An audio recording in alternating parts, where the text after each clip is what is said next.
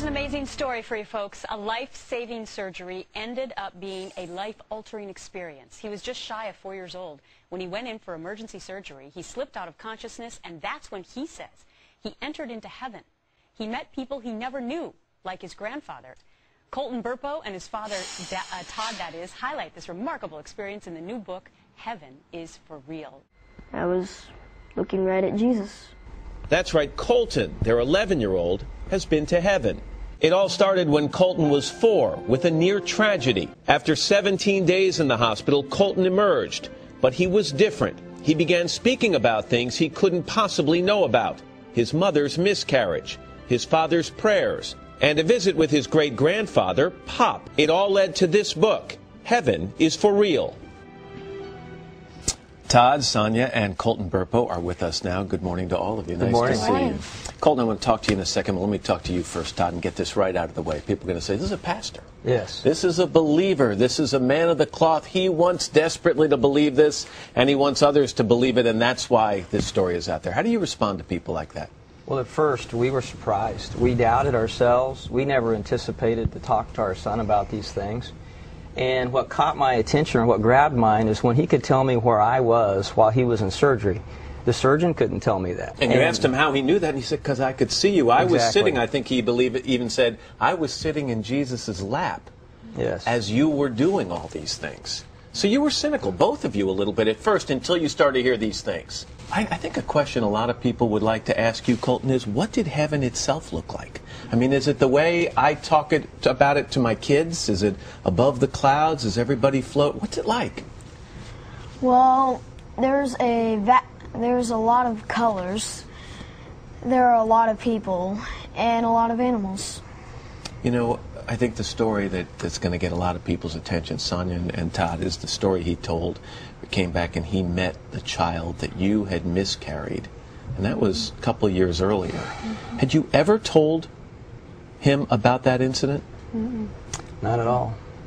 Not at all. Well, I think for us, like when he told us about his sister in heaven, that we hadn't told him about, another one of those holy cow moments, okay, that, okay, he can't make this up, he can't invent this, no memory was planted. Todd, Colton, Sonia, thank you all very much. The book is called Heaven is for Real. The bottles bursted, and immediately he leaped up with a broken bottle and began to stab at me. I lifted my left arm to try to stop the blow, and the bottle actually severed the biceps muscle, the major arteries in my arm, and I was bleeding to death in just a matter of seconds. And I was so weak. But he said, "Sir, you need Jesus Christ." And I didn't know Jesus. I didn't know what he was talking about. So my reaction to that was to begin cursing. And people inside of this burning place, screaming and crying. They were burning, but they weren't burning up. They weren't being consumed. But the most terrible part of it, I began to recognize many of the people that I was seeing in these flames. As if a close-up lens on a camera was bringing their faces close to me, I could see their features and see the agony and the pain and the frustration. And a number of them began to call my name and said, "Ronnie, don't come to this place. There's no way out. There's no escape. If you come here, there's no way out." I died and I went to hell. I was in a car wreck and we flipped 17 times on I-5. And during the flipping of the truck, my right hand was broken off of me. So when I got there and seen, you know, this place that I was in, I had a change of heart.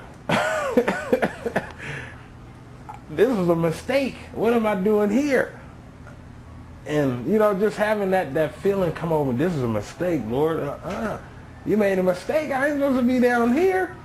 You know, Lord, I was a good person. You know, and I could think all the stuff that I did, but that wasn't what saves you. What saves you is to confess and to believe in Jesus Christ. That's what makes you saved, and to live according to what he has done. I was not living according to what he wrote.